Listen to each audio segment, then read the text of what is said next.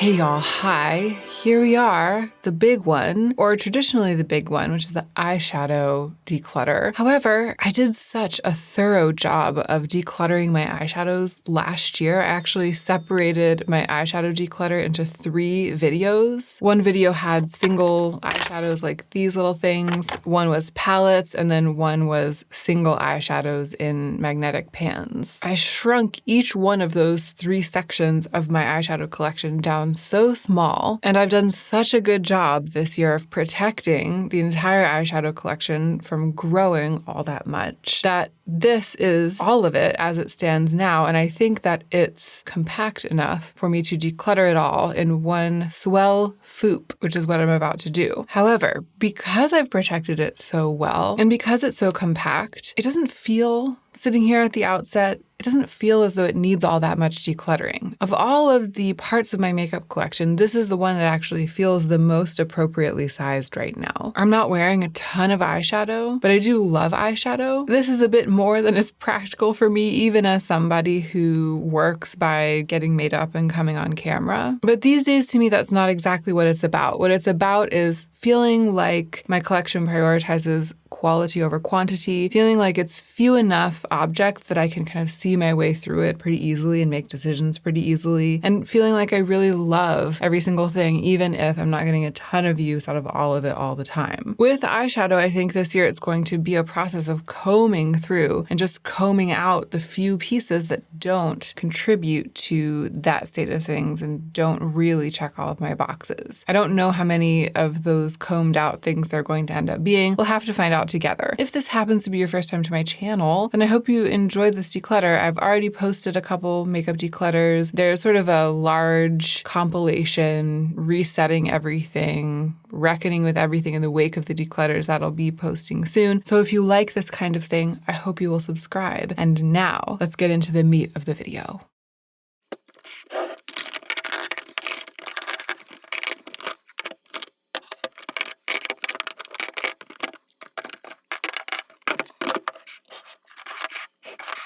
All right, I think we should start with all of these little single eyeshadows. I really love this category of eyeshadow. I actually, over this past year, I think wore eyeshadows from this part of my eyeshadow collection more than I wore any other eyeshadows. I'm so into one and done looks right now. I'm so into elegant, minimal, single color all over the lid, slightly glossy, smudged out looks. And the kinds of things that I collect in this form are ideal for that kind of eye look. So I've continued to wear Tom Ford Naked Bronze a lot. I've worn my Chantic eyeshadows probably more than anything else, especially the Elephant, which is this taupe on the left, a taupey, goldy silver that doesn't lean too ashy cool, but also doesn't lean orange at all. That's basically my dream eyeshadow. That's this. But even for how heavily I use it, this collection is a bit bloated to me right now. And the thing that's bloating it the most is the addition of these Merit eyeshadows. So this was a new release from Merit this year, the Solo Shadow, and they actually ended up sending the entire range of colors to me because I did a sponsored video for them a few months ago. I put lotion on my hands before I started filming so that my hand skin wouldn't look too dry, and now I'm finding it completely impossible to open these lids. What is my life? Oh my gosh, I'm not going to be able to proceed with work today because my hands are too lotiony. Not me washing lotion off my hands with micellar water in the middle of a declutter. That has made it even worse.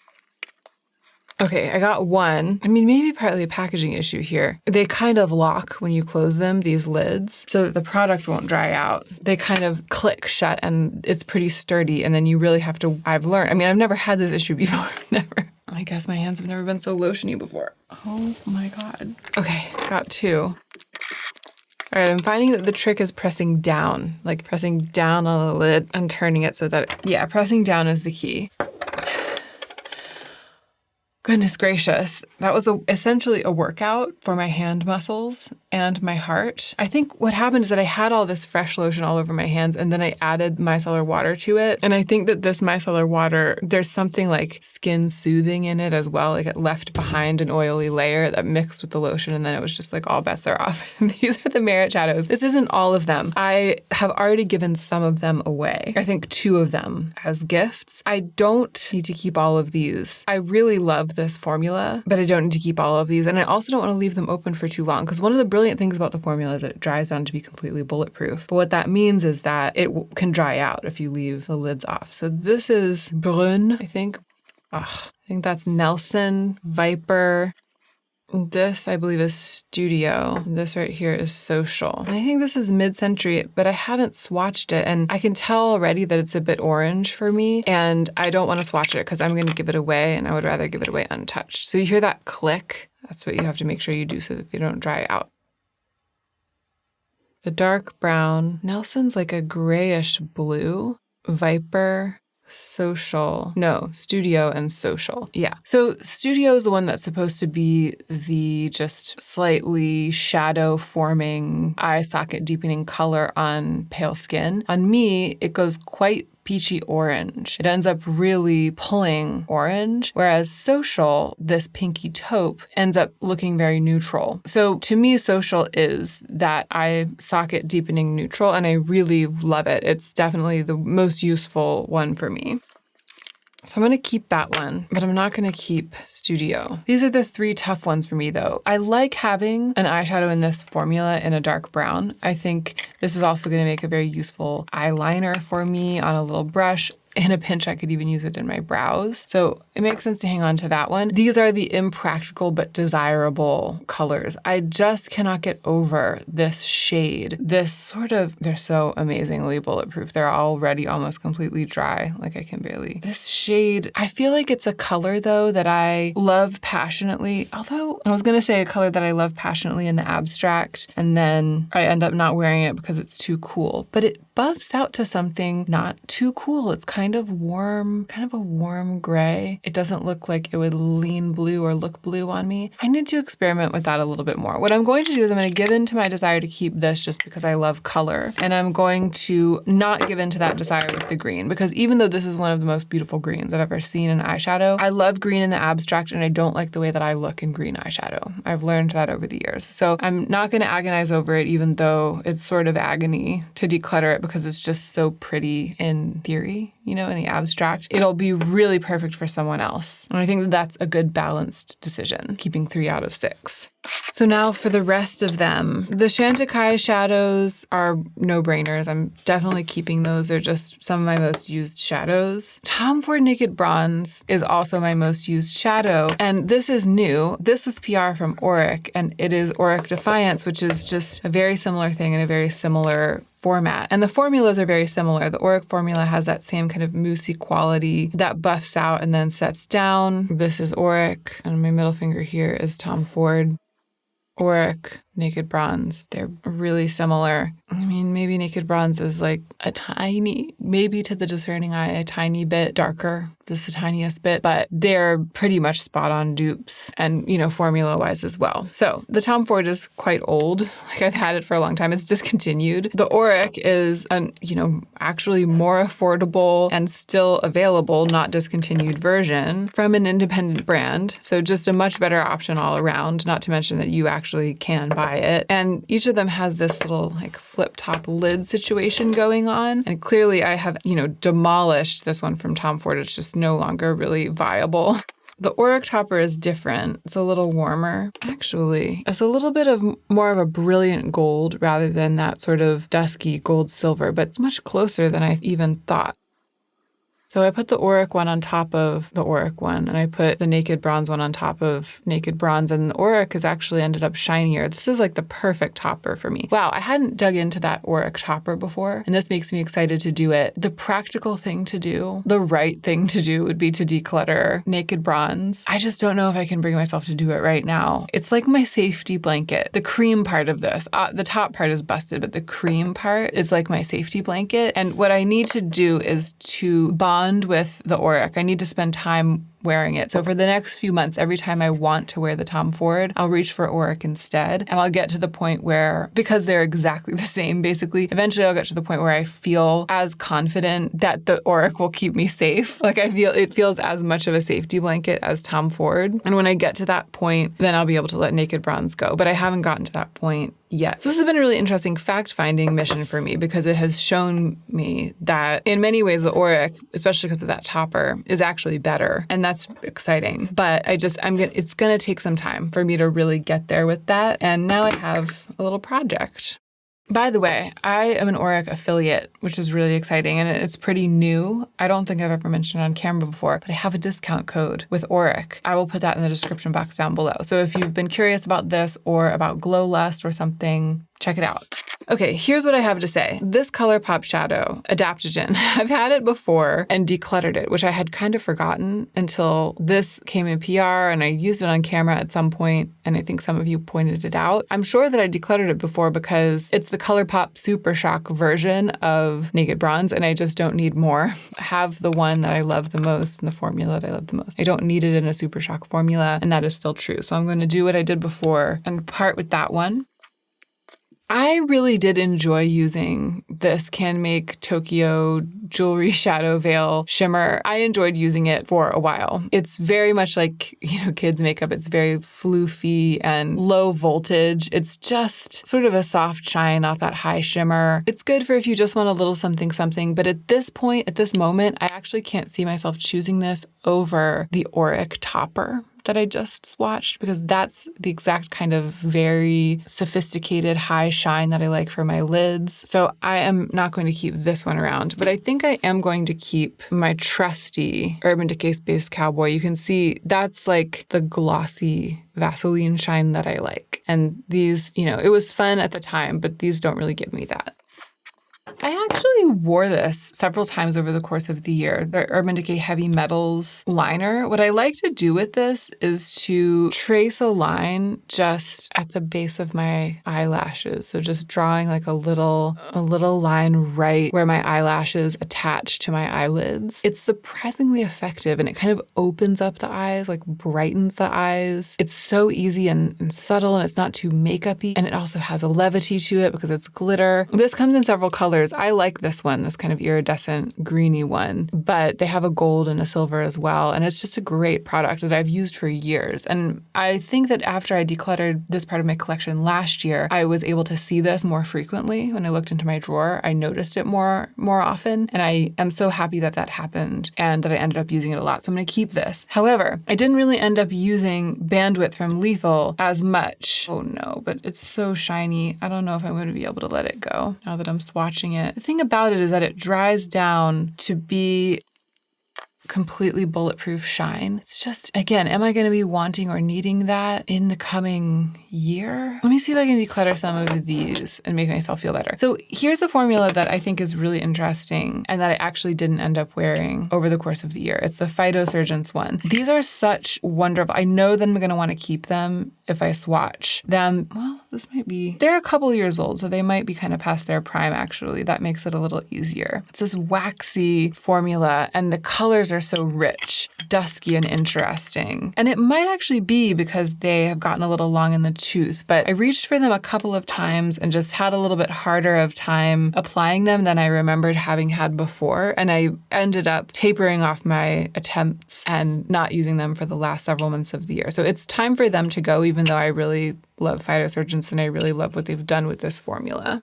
YSL Explosive Brown. It's actually pretty useful. Makes a great eye look, makes a great single shadow to deepen up the outer corner. Given that I work from single shadows so frequently, it's something that I like to have. Victoria Beckham Onyx. I really should declutter this given that it's not that practical and I don't use it very often, but when I do, I'm so happy to have it. Just like a shiny, crushy, dramatic black. I can't bring myself to let it go.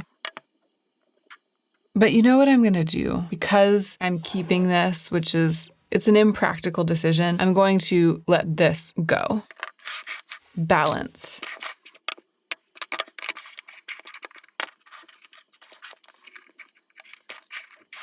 So here's the thing with this little collection. These 8 at the top here, those are really practical. And these 2 are Social and Brun, the brown one. This is like, oh, I'm doing my makeup. I want it to look like, casual, effortless glamour. I want it to work for camera, or I want it to work for a party or something. Not try too hard. Those neutral colors that I like, luxurious formulas, etc. Like that's these top 8. I'm just always using them. And then these 3 down here are kind of the rear guard. Nelson, which is the impractical keep from Merit. Onyx, which is this impractical keep from Victoria Beckham. And then the glitter, which has pretty specific applications. And that seems like the right ratio to me of like practical, easy wears and slightly unusual pieces.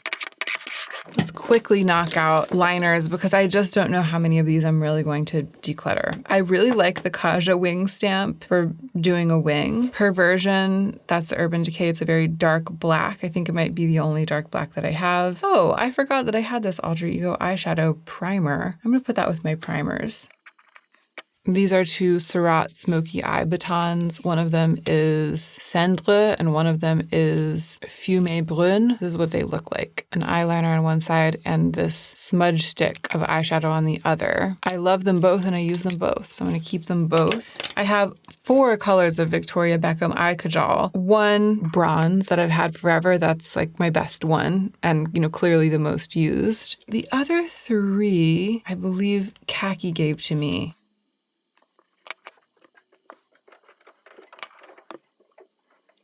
So there's the green jewel liner, the black jewel liner, and the gold jewel liner. This gold jewel liner is actually too light for me for an eyeliner. I don't think I need to keep that. I like having a soft black sparkly liner, and I also like having a sort of soft green liner. Even though I don't like green eyeshadow all over my eyes, I like the way that a green liner can kind of draw out the green from my hazel eyes. So I do make use of those 2 darker ones, but not this kind of warm, bright gold. And then this is the eyeliner, the eyeliner pen that goes with the Kaja wing stamp. I'm just gonna make sure it's still...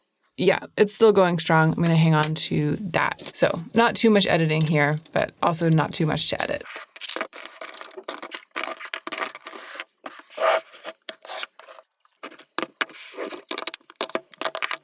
Palettes. I was about to say that I am going to keep them all, but I actually don't think that that is the case. I think that there's at least something that can go. Here's the status of palettes. As I was saying, I've primarily been wearing my little single eyeshadows lately. I still love an eyeshadow palette. I love the physical object. I love the feeling of a curated color story. Eyeshadow palettes have a special place in my heart and always will, and the ones that I love, I really, really love. This is also still a relatively small collection. I mean, I got it down very small last year and it's stayed pretty small. It would be fine if I kept them all, I think. So I'm not feeling a lot of pressure to declutter them. But the situation is that the ones that I keep, I'm kind of keeping either because they're eminently practical or because I just love them for their own sake. Both of those reasons are okay. For example, the Natasha Denona Glam Palette.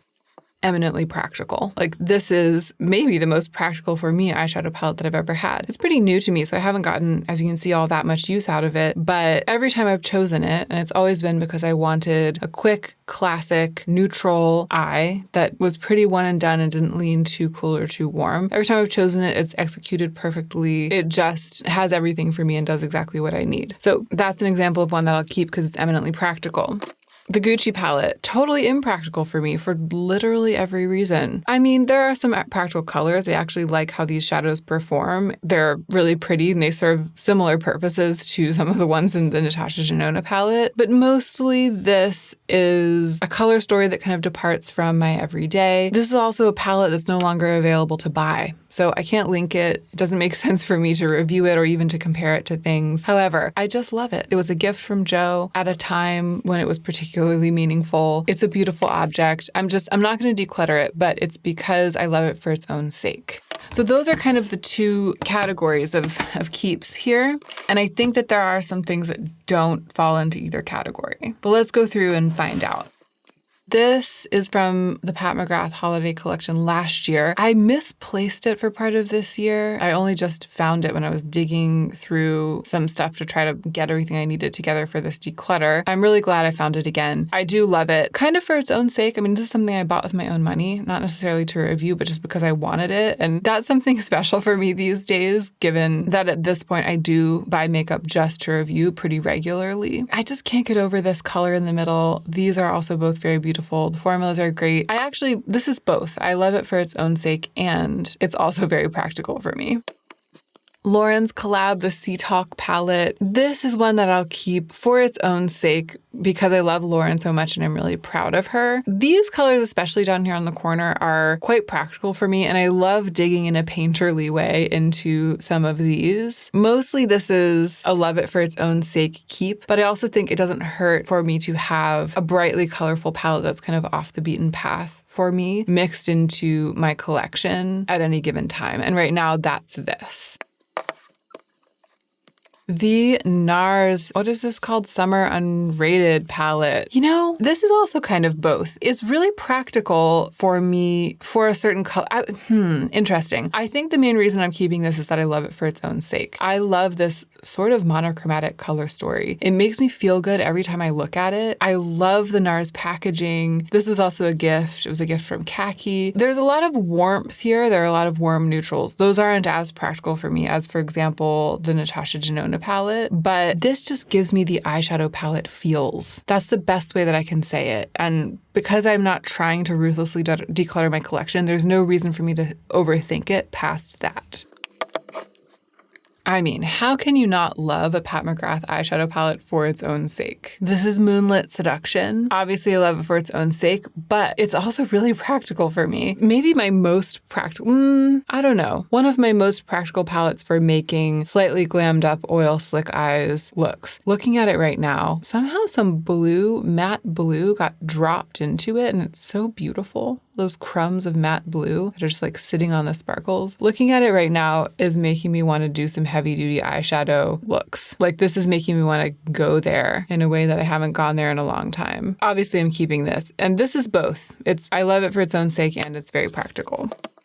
Look at that. Yeah, we're going to be wearing some eyeshadow maybe tomorrow. Okay, here we go. Here we are. My friends, I know that these eyeshadows work really well for a lot of people, and I'm so happy that they exist for that reason, and I'm so happy they work well. My parameters for this eyeshadow declutter have really given me clarity about this palette, which I tested again in a recent video and still couldn't really come up with any conclusions about. I have a funny relationship with these. I find them hard to use, but I also see the positive aspects, especially of the colors and some of the formula, and it's been hard for me to part with them because of that. But here's the thing. Do I love this little palette for its own sake? I don't. I have mixed feelings. I see it and I feel all torn up inside. Is it practical for me? It's not, because I have to battle with the formulas to get them to work. So that means it doesn't fit into either of my categories. This custom Lisa Eldridge palette is what this is. It's in the Vega box, but I mixed, what did I mix? So like two separate Cinnabar and Vega, and like I think there might be even a single eyeshadow in here as well that I had bought for review. This little custom Lisa Eldridge eyeshadow palette, it just doesn't fit my pretty generous requirements. It is not scooped up by the pretty broad net that I'm casting. So I can happily let it go. The Rowan quads, gosh, I feel like I love them as much as ever. I haven't been wearing them all that much, but they do make me happy to look at. At this point, practically, I think I kind of love them for their own sake because of the memories. And they're provocative. Like the formulas are artistically provocative. So loving them for their artistic provocation is a way of like loving them for their own sake, you know? The reason that they're not that practical is just that I am not wearing these right now. But I think that's not a reason for me not to keep them. Not this year at least. And maybe I'll start wearing them. Tom Ford Body Heat. This is something that Khaki didn't end up wanting, and she gave it to me when I was visiting her. I love these two eyeshadows down here. It was only this year that Khaki gave this to me, decluttered it to me basically, and I did use it quite a bit, and I haven't even come close to being tired of it yet. It doesn't stick out as something that's languishing. I kind of do love it for its own sake, but it's mostly that it's practical. These two eyeshadows are very practical, and I would like to remember to use them more.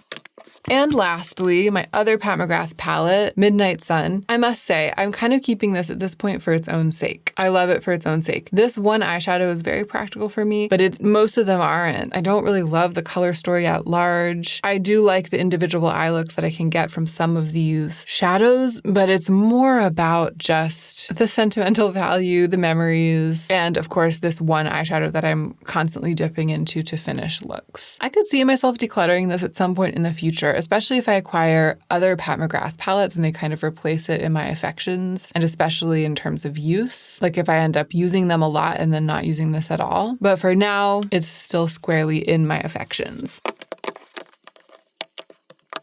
So that's it. I decluttered one little palette and I kept 10. Now, last year, I think I only had 5 palettes at the end of my declutter, but I wasn't counting quads, and there were a couple of these that hadn't entered my life yet. So these are the 5 that I had at the end of last year, the 2 Pat McGraths, the 3 Pat McGraths, the Gucci, and the NARS. Those are my 5. These 2 palettes were new to me this year, and that makes sense to me, keeping them. And then these I had counted in another category last year. So even not counting these quads, my eyeshadow palette collection has grown this year. Look at me. Everything else is shrinking. This collection's growing. I think it's partly because it had room to grow. You know, it was so tiny at the end of last year. And I'm okay with it. I'm holding it lightly, and it's still nowhere near being overwhelming. And you know, I think we might be in for something similarly disappointing. I mean, disappointing if you were hoping for viciousness with my single eyeshadow palette collection. So I really deeply decluttered these shadows last year, and I've been really happy with the tiny collection that I had left over. I've done some palette building. This is still the last eyeshadow palette that I built, and then this is the rest of the single shadow collection. So I'm going to put these away.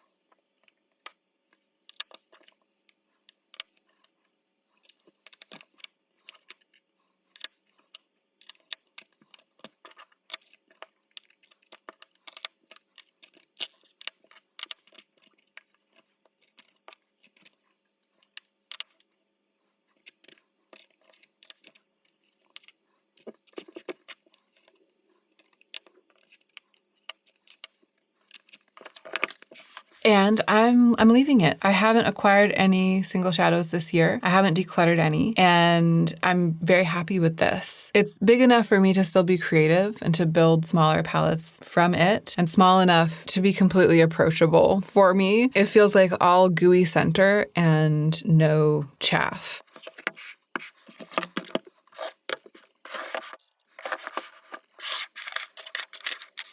So that's it. How entirely undramatic, especially compared to the declutters of the other sections of my collection. So interesting. I only decluttered 10 little things, and the vast majority of them were from this section. Curiously, that's the type of product that I use the most. So I decluttered the most of the kind of thing I use the most. Maybe there's something to be said about that. But I think that this might have happened because this was already quite an edited part of my collection. All year long, whenever I've opened my eyeshadow drawer, it's still felt really spare, relatively minimalist. Everything has been in its place. I've been able to see everything that I have. Whereas my blush drawer, complexion drawer, and lip product drawer, every time I've opened them over the second half of the year, I felt overwhelmed and they felt overstuffed. So they really needed the work. And this part of the collection didn't really need the work. So I think that that's part of why this happened, or largely why this happened, because it was already pretty spare and I didn't end up adding to it that much. But I hope you enjoyed this video nonetheless. More of an eyeshadow collection tour than a declutter, TBH. And I'm all set now to put everything back in the drawers and kind of give you a tour of my vanity and a little bit of before and after action so that we all know, and especially for my own sake, so that I know from what point I'm kind of starting out the year with makeup. How much makeup do I have? What feels good to me? And I can use that for a reference point throughout the year when I'm deciding what I want to keep, how much I really think that I practically can love and use, etc. Thank you so much for watching this one. Please don't forget to subscribe if you haven't done that yet. But most of all, please don't forget to take extra good care of yourself so that you can be the most effective version of yourself as you do your work in the world.